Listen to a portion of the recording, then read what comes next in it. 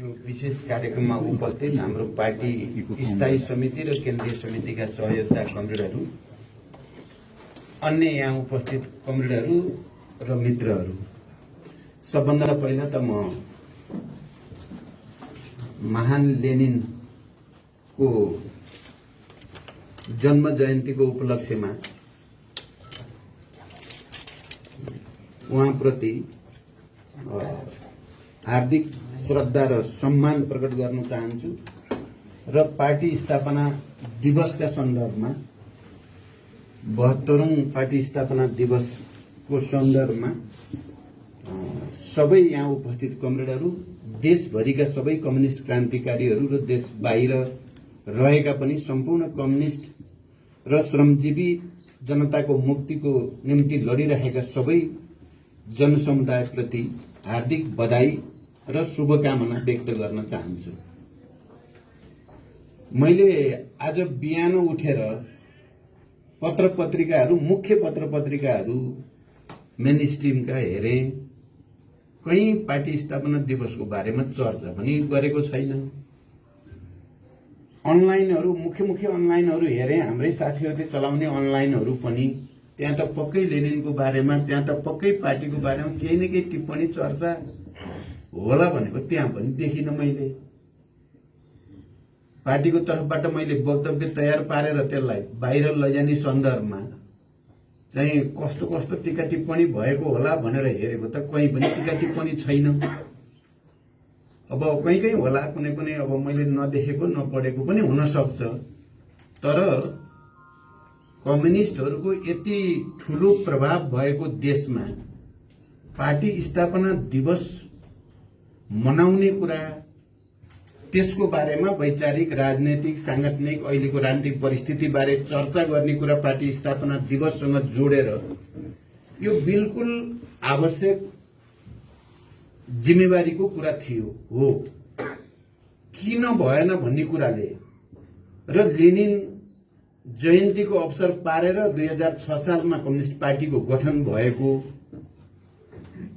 Lenin जसले रुसी क्रान्तिको मात्रै होइन, मार्क्सवादकै विकासमा एउटा गुणात्मक फड्को हो लेनिनवाद, त्यसका प्रवर्तकको बारेमा चर्चा परिचर्चा चाहिँ भएन। आज मलाई त एकचोटि त शंका लाग्यो कि आज 22 अप्रिलै होइन र चाहिँ क्या हो, त्यसो भएर चर्चा नभयो कि भनेर फेरि एकचोटि क्यालेन्डर हेरेँ, 22 अप्रिलै हो, पार्टी स्थापना दिवस नै हो, लेनिन जयन्तीकै दिन नै हो। अब अरू पार्टीहरूले के गरेका छन्, के गर्छन्, किनभने कम्युनिस्ट नामका नेपालमा अब धेरै नै भए। अब यहाँ पछि पनि हामी सकेसम्म यसलाई घटाएर एउटै बनाऊ भन्ने अभियानमा लाग्दै पनि विभाजित भएको छ। अब उहाँहरूले के गर्नुहुन्छ, अरूहरूले त्यो त भरेभोलि थाहा होला। तर हामीले अब अहिले अब ठूलो स्केलमा गर्न त सम्भव भएन। कोभिड-19 को कारण दोस्रो चाहिँ वो आइरहेछ। त्यसको कारणले हामीले डिस्टेन्स पनि मेन्टेन गर्नुपर्ने, सतर्कता अपनाउनु पर्ने भएको हुनाले सानो स्केलमा भए पनि पार्टी स्थापना दिवस र लेनिन जयन्ती मनाउनु पर्छ भनेर यो कार्यक्रमको आयोजना पार्टी केन्द्रीय कार्यालयको तर्फबाट गरिएको हो। र अहिले अब हामी लामो व्याख्या विश्लेषण गर्न त सम्भव छैन। मैले अहिले भनेको कुराले के दर्शाउँछ भने कम्युनिस्ट पार्टी र ट्रेडमार्कको रूपमा त यो विशाल जस्तो भएको छ, मान्छेहरू धेरै नै यसमा छन्। तर विचार, राजनीति, संस्कारको दृष्टिकोणले कति तल गिरेको छ त अहिले भन्ने कुराको यो प्रमाण हो जस्तो लाग्छ। हामी सबै पनि वैचारिक ढंगले विषयको गम्भीरता र महत्वलाई कुन स्तरमा हामीले आत्मसात गरेका छौं भन्ने कुरा यसले देखाउँछ। त्यसकारण म आज यो ऐतिहासिक दिनमा देशभरिका र विश्वभरिका सबै कम्युनिस्ट क्रान्तिकारीहरूलाई मार्क्सवादको बारेमा, लेनिनवादको, माओवादको बारेमा, विचार, राजनीति, सिद्धान्त, मूल्य, मान्यताको बारेमा एउटा ठूलो बहस चलाउन जरुरी छ। र म आज हाम्रो पार्टीका सबै नेता कार्यकर्ता साथीहरूलाई र देशको कम्युनिस्ट आन्दोलनमा लागिरहेका सबै कम्युनिस्टहरूलाई पनि आजको दिन विशेष रूपले अपिल गर्न चाहन्छु, जस्तो आजको विश्व परिस्थिति छ, जस्तो आजको राष्ट्रिय परिस्थिति राजनीतिक परिस्थिति छ र अब यो परिस्थितिलाई चिरेर नयाँ ठाउँमा हाम्रो आन्दोलनलाई लैजानको निम्ति सबभन्दा पहिला विचारमा, राजनीतिक कार्यदिशामा, कार्यक्रममा चाहिँ नयाँ स्तरको संश्लेषण विश्लेषण आवश्यक छ र सबैको ध्यान यसमा जाओस्। ऐतिहासिक रूपले एउटा निकै उर्वर कम्युनिस्ट आन्दोलनको निम्ति नेपाली जनताले गरेको त्याग, तपस्या, बलिदान सबै दृष्टिकोणले यो निकै उर्वर छ।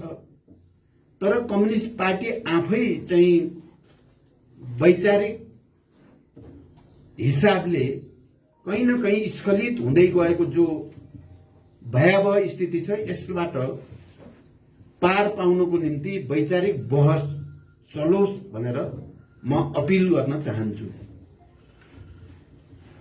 कम्युनिस्ट आन्दोलनको यो 72 वर्ष निकै उतार चढावमय रह्यो र यसबीचमा थुप्रै शान्तिपूर्ण र सशस्त्र क्रान्तिको नेतृत्व कम्युनिस्ट पार्टीहरूबाट हुँदै आयो र एउटा ठूलो राजनीतिक परिवर्तन ल्याइपुर्याउनको निम्ति कम्युनिस्टहरूको भूमिका नै निर्णायक रह्यो। नेपालमा सामन्तवादलाई मूलभूत रूपले परास्त गर्न, सामन्तवादको राजनीतिक प्रतिनिधि संस्था राजतन्त्रलाई परास्त गरेर गणतन्त्र स्थापना गर्न अनि संघीय लोकतान्त्रिक गणतन्त्रको रूपमा नयाँ संविधान निर्माणसम्म नेपाललाई ल्याइ पुर्याउन कम्युनिस्टहरूको नै मुख्य भूमिका रह्यो। अझ त्यसमा पनि चाहिँ पछिल्लो चरणमा माओवादी जनयुद्ध र अनि सँगसँगै जनआन्दोलन पनि 7 राजनीतिक दल समेतसँग मिलेर गरेको जनआन्दोलनको कारणले एउटा नयाँ परिस्थिति सिर्जना भयो। कम्युनिस्टहरूले नै यति ठूलो राजनीतिक परिवर्तनको नेतृत्व गरेकै कारण नेपाली जनताले माओवादीलाई 2064 सालमा अत्यधिक मत दिएर विजयी बनाएको र गणतन्त्र नेपालको पहिलो सरकारको नेतृत्व गर्ने अवसर नेपाली जनताले दिएको हो र कम्युनिस्टहरूको भूमिकाकै कारण उनीहरूले हिजो भूमिगत हुँदा या आन्दोलनका क्रममा प्रदर्शित गरेको त्याग, तपस्या, जनताको निम्ति गरेको भूमिकाकै कारणले कम्युनिस्ट यति लोकप्रिय नेपालमा भएको हो।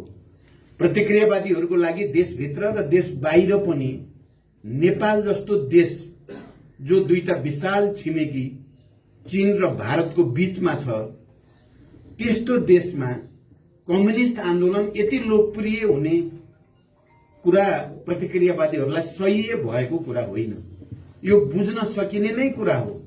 लेनिनले समाजवादी आन्दोलन साम्राज्यवाद र समाजवादी आन्दोलनमा फुट भन्ने एउटा असाध्यै महत्वपूर्ण लेख हो लेनिनको। म सबै कमरेडहरूलाई एकचोटि अहिलेको सन्दर्भमा पनि लेनिनको त्यो लेख खोजेर पढ्न म अनुरोध गर्न चाहन्छु।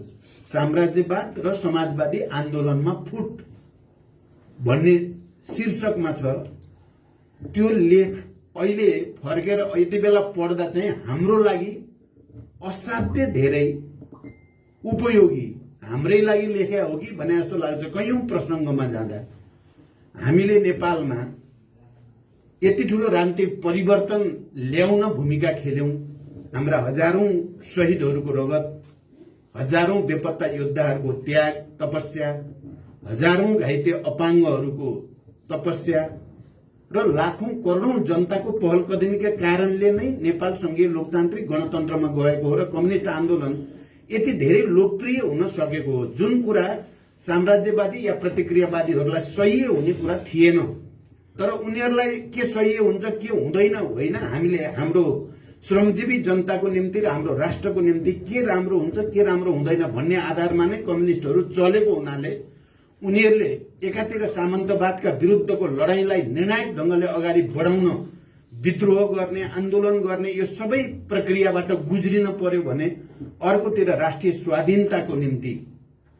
स्वाधीनताको सुदृढीकरणको निम्ति आफ्नो आत्मसम्मान र आत्मनिर्णयको अधिकार, नेपाली जनताको आत्मनिर्णयको अधिकारलाई स्थापित गर्नको निम्ति हामी लगातार नै वैदेशिक प्रतिक्रियावादका विरुद्ध पनि संघर्ष गर्यौं र हामीले चाहे संविधान निर्माणको प्रक्रियामा होस्, चाहे निर्वाचन सम्पन्न गर्ने संविधान अनुसार संघीय लोकतान्त्रिक गणतन्त्रको संविधान अन्तर्गत निर्वाचन गर्ने कुरामा हो, चाहे कम्युनिस्ट आन्दोलनलाई एकताबद्ध गरेर देशलाई समाजवादतिर लैजाने, जसरी हामीले संविधानमा परिकल्पना गरेको कुरासँगै हामीले वाम गठबन्धन र कम्युनिस्ट एकता गर्दा पनि समाजवादको आधार तयार पार्ने एउटा ठूलो ऐतिहासिक सम्भावना नेपालमा नै देखा पर्यो।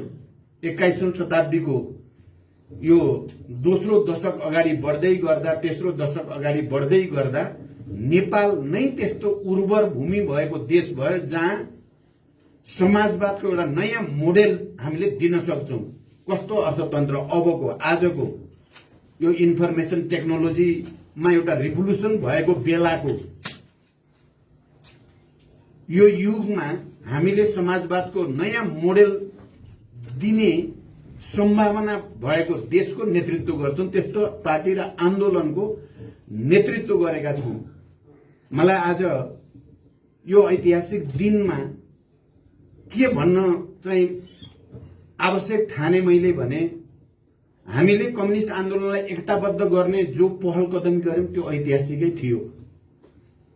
संविधान निर्माण, निर्वाचन सम्पन्न गर्ने प्रक्रियासँगै अब यो देशमा कम्युनिस्ट आन्दोलनलाई एकताबद्ध गरेर समाजवादको यात्रातिर अगाडि बढ्ने काममा लाग्नुपर्छ भनेर जे पहल गरियो र त्यो पहल कदमी गठबन्धनको रूपमा र पार्टी एकताको रूपमा अगाडि बढ्यो, त्यसलाई नेपाली जनताले, नेपालका सम्पूर्ण कम्युनिस्टहरूले र आम श्रमजीवी नेपाली जनताले सहस्र स्वीकार मात्रै गरेन, त्यसलाई अनुमोदन गर्यो निर्वाचन प्रक्रिया मार्फत र अन्य तमाम कार्यक्रमहरू मार्फत। त्यो धेरै ठूलो कुरा थियो। त्यो विश्वकै निम्ति एउटा कम्युनिस्ट आन्दोलनलाई फेरि नयाँ सिराबाट अगाडि बढाउने, नयाँ समाजवादी चरणको आन्दोलन गर्ने प्रक्रियामा गरिएको एउटा महान र असाधारण प्रयोग थियो। तर आजको शक्ति सन्तुलन अन्तर्राष्ट्रिय रूपमा कम्युनिस्ट आन्दोलन रक्षात्मक अवस्थामा छ। सोभियत संघको पतन, पूर्वी युरोपका देशहरूको पतन, थुप्रै प्रतिक्रान्तिका घटनाहरूका कारणले कम्युनिस्ट आन्दोलन यो पहिलोचोटि रक्षात्मक भएको होइन, यस्तो विगतमा पनि हुने गर्यो। मार्क्स एंगेल्स हुँदैखेरि पनि प्रथम अन्तर्राष्ट्रिय विघटन गर्नुपर्ने, फ्रान्सको पेरिस कम्युन परास्त हुने चौतर्फी निराशा त्यति बेला 1870-71 मा जो फ्रान्सको पेरिस पहिलो कम्युन थियो, त्यो पहिलो समाजवादी क्रान्ति थियो, त्यो वास्तवमा त्यो पराजित भइसकेपछि जुन चारैतिर निराशा, चारैतिर रक्षात्मक स्थिति, चौतर्फी प्रतिक्रियावादी आक्रमण तीव्र भएको थियो। तर त्यो धेरै रहेन, 20-30 वर्ष त्यस्तो रह्यो। त्यसपछि रुसमा वर्ग संघर्ष तीव्र भयो र लेनिनको नेतृत्वमा अक्टोबर समाजवादी क्रान्ति भएपछि फेरि एउटा नयाँ लहर, समाजवादी क्रान्तिको, कम्युनिस्ट आन्दोलनको फेरि एउटा नयाँ लहर, नयाँ आक्रमण सुरु भयो। अनि पछिल्लो चरण जस्तो सोभियत संघ इत्यादिको पछि अहिले फेरि एकचोटि डिफेन्सिभ ठाउँमा भए पनि विश्वभरिका अन्तर्विरोधहरू जस्तो छन्। पुँजीवादले यो दुनियाँलाई र मानव जातिलाई कुनै भविष्य, सुनिश्चित भविष्य नदिएको मात्रै होइन, धनी र गरिबको बीचको खाडल झन् भयानक ढंगले कोरिएको छ। मुठ्ठीभर केही धन कुबेरहरूको हातमा विश्व सम्पदाको झण्डै 90% केन्द्रित छ भने करोडौं र अरबौं जनता अभाव र गरिबीमा बाँच्न बाध्य छन्। त्यहाँ विभाजनको रेखा, वर्ग संघर्षको, वर्ग विभाजनको रेखा झन गइरिएको छ। त्यसले के देखाउँछ भने मार्क्सवादको आवश्यकता र औचित्य झन बढेको छ। वर्ग संघर्षलाई कड़ीको रूपमा लिएर जानुपर्ने आवश्यकता झन बढेको छ। त्यस्तो बेलामा नेपालमा हामीले कम्युनिस्ट एकता गरेर गठबन्धन गरेर देशमा नेतृत्व लिने हामीले आँट गर्यौं। आज म कमरेडरको अगाडि र देशकै अगाडि पार्टी स्थापना दिवस र लेनिन जयन्तीका सन्दर्भमा उभिएर बोल्दा हामीले गरेको त्यो महान काम नै थियो। जुन आजको दुनियाँमा साम्राज्यवादी, प्रतिक्रियावादी, अवसरवादी, संशोधनवादीहरूको लागि सही थिएन, तर हामीले जित्यौं। त्यहाँ हामी सफल भयौं। जसरी संविधान निर्माणमा, जसरी निर्वाचन प्रक्रिया अगाडि बढाउनमा हामी सफल भएका थियौं, कम्युनिस्टलाई एकताबद्ध गर्ने कुरामा पनि हामी सफल भएकै हो। त्यसले जनतामा एउटा नयाँ उत्साह, आत्मविश्वास दिएकै हो। त्यसले विश्वभरि पनि अध्ययन अनुसन्धान गर्नुपर्ने नेपालको बारेमा भन्ने भएकै हो। तर आज आउँदा स्वयं पार्टी भित्रैबाट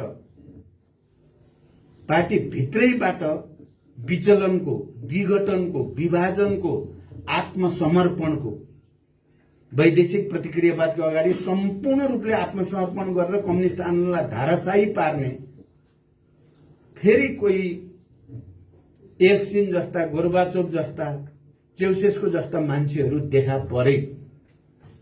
र आज हामीले यो स्थापना दिवस मनाउनुको तात्पर्य त्यस्तो प्रवृत्तिसँग जसरी मार्क्स एंगल्सहरूले फ्रान्सको पेरिस कम्युनको पराजयपछि पनि मार्क्सले भन्नुभयो यो अस्थायी हो, कम्युन फेरि उठ्छ, उठिराख्छ जबसम्म श्रमजीवी जनताको पूर्ण मुक्ति हुँदैन, उठि नै राख्छ भनेर विश्वभरि एउटा विश्वासको सन्देश दिनुभएको थियो, एउटा संश्लेषण गर्नुभएको थियो।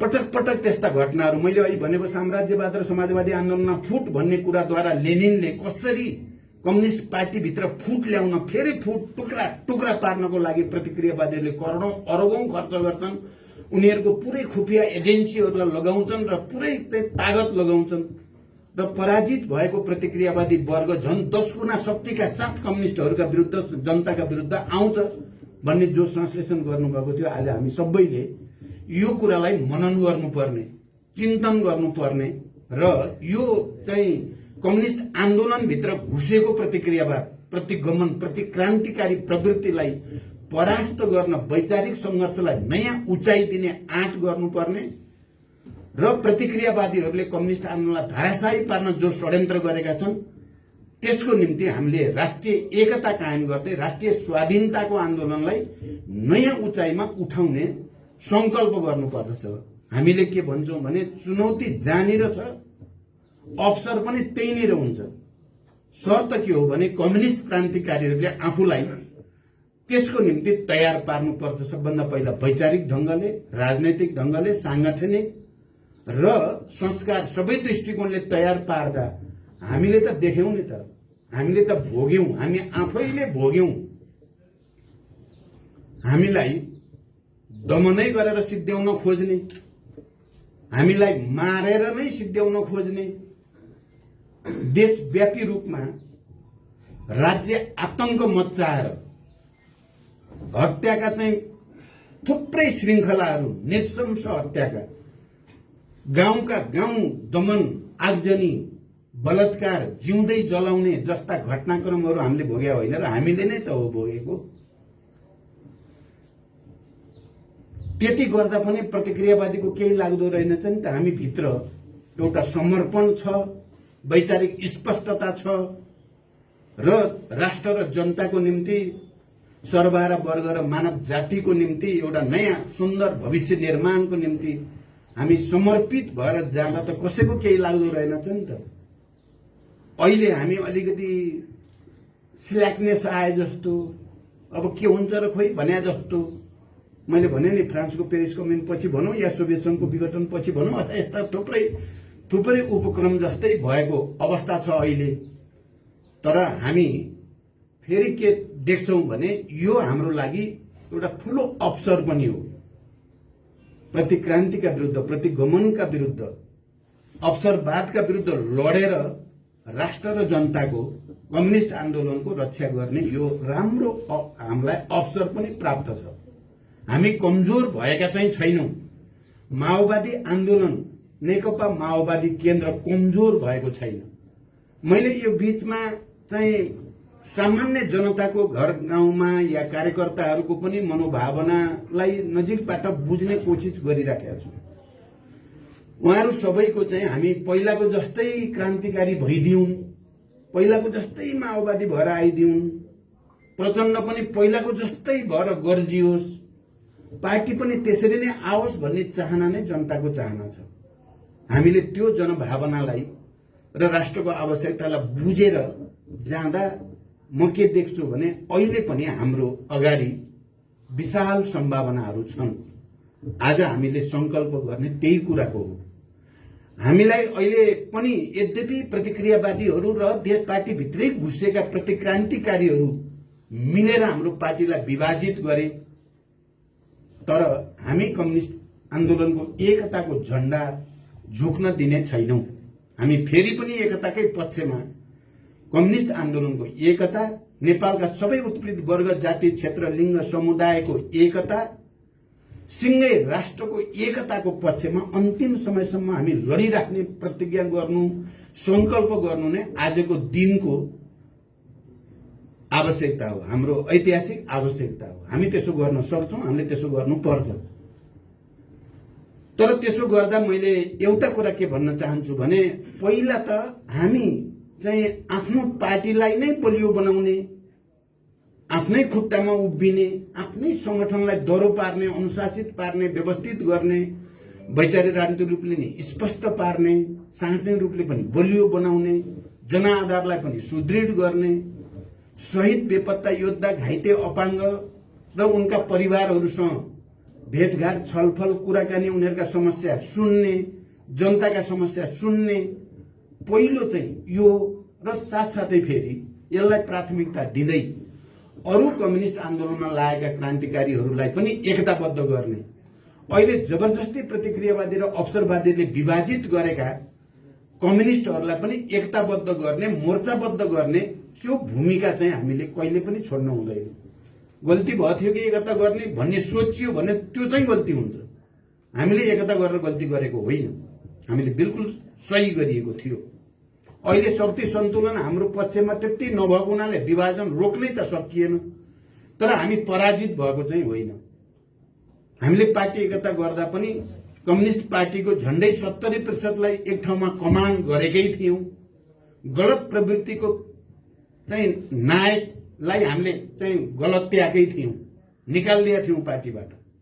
वैधानिक ढंगले आधिकारिक रूपमा कानून सम्मत तरिकाले नै हामीले गलत प्रवृत्तिका चाहिँ खलनायकहरूलाई चाहिँ निकालेकै हो। त्यहाँ हामी पराजित भएको होइन। पराजित त उनीहरू भए जसले प्रतिक्रान्तिको बाटो हिँडे, जसको साथमा पार्टीको बहुमत थिएन। बहुमत मात्रै होइन, 1/3 लिएर बसेकाहरू चाहिँ विदेशी शक्तिहरूको आडमा मात्रै उनीहरूले चाहिँ यहाँ कानून मिच्ने, संविधान मिच्ने, सबै मूल्य मान्यता मिच्ने काम भएको छ। नेपाली जनताले बुझेको छ, नेपालका श्रमजीवीहरूले बुझेका छन्। हामी त्यहाँसम्म पुगेकै हो। हामीले आजको चाहिँ सिस्टम अन्तर्गत प्रतिनिधि सभामा बहुमत सदस्यहरूले हस्ताक्षर गरेर दलबाट पनि हामीले थालेकै हो। बिल्कुल वैधानिक र आधिकारिक रूपमा, कानूनी रूपमा सबैले यो कुरा चाहिँ ध्यान दिन जरुरी छ। यो के भयो नेपालमा, के कसले गर्यो, यो विचित्रको नौटंकी कताबाट आयो र यसका विरुद्ध संघर्ष गर्ने संकल्प गर्नै पर्छ। हामी एकताको झण्डा उठाउने हो, कम्युनिस्ट आन्दोलनको एकता, श्रमजीवी जनताको एकता, सबै उत्पीडित वर्ग समुदायको एकता, सिंगै राष्ट्रको एकता र विश्वभरिका जनताको एकता हाम्रो झण्डा, त्यो चाहिँ झण्डा हो। हामी यहाँ लेखेका हुन्छौं नि, हामीले संसारका मजदुरहरू एक हौं, अनि लेनिनले पछि अक्टोबर क्रान्तिपछि संसारका श्रमजीवित र उत्पीडित राष्ट्रहरू एक हौं, उत्पीडित जातिहरू एक हौं भनेर जो नारा दिएका थिए, हामी अहिले पनि त्यही नारा, संसारका मजदुरहरू एक हौं भन्ने नारा अन्तर्गतै हामी हिँडेका छौं। हामी हिँड्नुपर्छ। त्यसकारण हामीले त्यो संकल्प गरौं, एकचोटि जनतामा जाने, एकचोटि मेहनत गर्ने र यो राष्ट्रलाई एकताबद्ध गर्ने, कम्युनिस्ट आन्दोलनलाई एकताबद्ध गर्ने, जनतासँग एकाकार हुने र प्रतिक्रियावादी र अवसरवादीका सबै षड्यन्त्रलाई चकनाचुर पार्ने आँट हामीले गर्नुपर्ने छ। त्यही संकल्प नै आजको दिनको चाहिँ यो कार्यक्रम मनाउनुको औचित्य हामीले पुष्टि गर्न सक्छौं। म यस ऐतिहासिक अवसरमा सबै कम्युनिस्ट आन्दोलनका विभिन्न धारामा रहेका कमरेडहरूलाई पनि एकताबद्ध हुनको निम्ति अपील गर्दछु। निराश हुनुपर्ने कुनै कारण छैन, भविष्य हाम्रै छ। जित्ने हामीले नै हो, सत्यले नै जित्छ। असत्य र चाहिँ बेइमानी र जालझेल एकछिन क्षणिक रूपमा त उसले भ्रम दिन सक्छ मान्छेलाई, जितेको ढोङ गर्न पनि सक्छ, तर जित्दैन। जित्ने सत्यले नै हो, न्यायले नै हो, जनताले नै हो। त्यही अपील सबैसँग गर्दै र अहिले भर्खरै कम्युनिस्ट आन्दोलनलाई पार्टीलाई एकताबद्ध गर्न नसकिने शक्तिहरूसँग पनि मुद्दामा आधारित भएर, जसले संसद विघटन गर्ने, संविधान मिच्ने कुरालाई असंवैधानिक, अलोकतान्त्रिक, निरङ्कुश र स्वेच्छाचारी कदम भनेर विरोध गरेर सडकमा गए, ती सबै शक्तिहरू एक ठाउँमा उभिएर एउटा मोर्चामा खडा भएर यो प्रतिगमनकारी निरङ्कुश प्रवृत्तिलाई परास्त गर्न सबैलाई अपील गर्दै एकचोटि फेरि कमरेड लेनिन प्रति हार्दिक श्रद्धा र सम्मान प्रकट गर्दै हाम्रा संस्थापक नेताहरूप्रति पनि चाहिँ जसले यो पार्टी स्थापना गरेर आज देशमा यति विशाल कम्युनिस्ट शक्ति निर्माणको बीजारोपण गर्नुभयो, उहाँहरूप्रति पनि हार्दिक श्रद्धा र सम्मान प्रकट गर्दै सम्पूर्ण शहीद, बेपत्ता योद्धा, घाइते सबैप्रति श्रद्धा र सम्मान सहित म आफ्नो भनाइ टुङ्ग्याउँछु। धन्यवाद। अभिवादन।